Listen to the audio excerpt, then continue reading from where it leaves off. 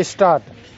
महोदय, दूसरे शब्दों में आर्थिक, व्यापारिक, निवेश और तकनीकी कारणों से द्वितीय महायुद्ध के बाद और शीत युद्ध के दौरान एशिया के देशों में पुनः धुंधलापन पैदा हुआ। लेकिन यह बात सही नहीं है कि एशिया की संस्कृति और सभ्यता को पश्चिम के प्रभाव और आधुनिकतम तरीकों ने नष्ट कर दिया। हाँ, एक धक्का जरूर दिया, पर समय समय पर एशिया का यह रूप, एशिया की यह सभ्यता और संस्कृति बलशाली तरीके से उदयमान होती दिखाई देती है। पंडित जवाहरलाल नेहरू ने 1945 में अपनी पुस्तक डिस्कवरी ऑफ इंडिया में एशिया की पहचान पर लिखा है कि हजार वर्षों से जब यूरोप अपने अंधकार के युग में था, एशिया ने अपने मनुष्यों की प्रगतिशील आत्मा को प्रभावशाली ढंग से दर्शाया।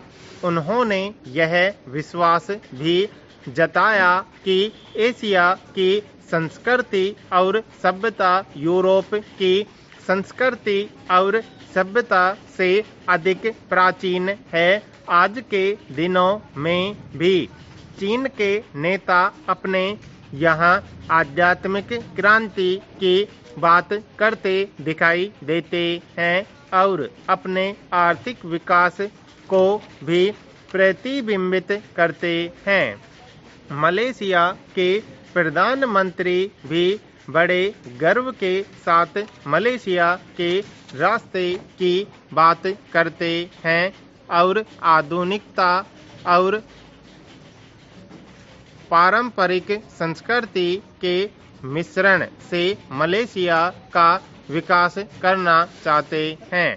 भारत के प्रधानमंत्री भी मध्य मार्ग की बात करते हैं, जिसको वे भारत का पारंपरिक विचार कहा करते हैं।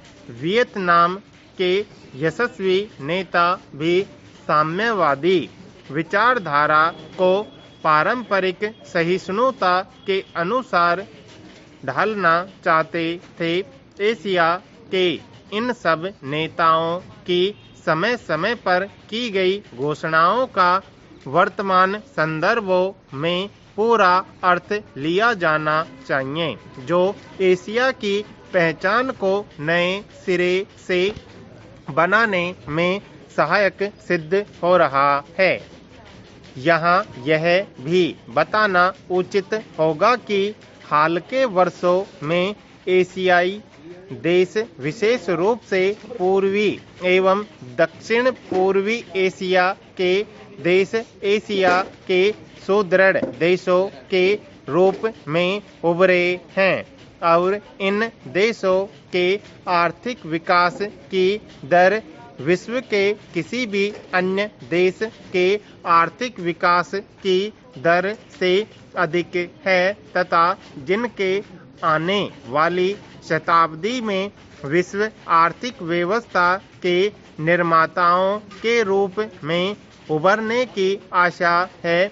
आर्थिक सफलता की इन कहानियों का श्रेय मुख्य रूप से अनुशासित कार्य, किफायत एवं बचत की ऊंची दरों जैसी एशियाई विशेषताओं को जाता है तथा इनसे देशों की जनता के जीवन स्तर में सुधार आया है और एशिया की पुनः खोज जैसा वातावरण बन रहा है।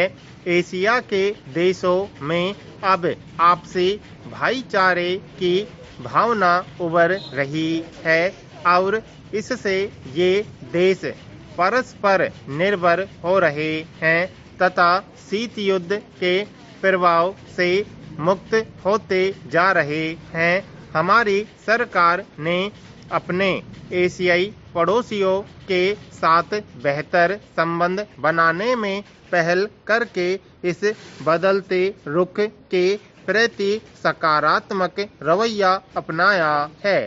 इन सब प्रश्नों का जवाब आज उपलब्ध नहीं है, लेकिन समय समय इन प्रश्नों में ही इसके उत्तर मिलेंगे।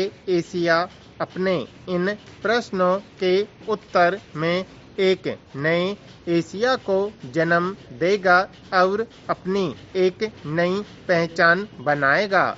यूरोप और अमेरिका के आधुनिक औद्योगिक विकास में फर्क नजर आता है।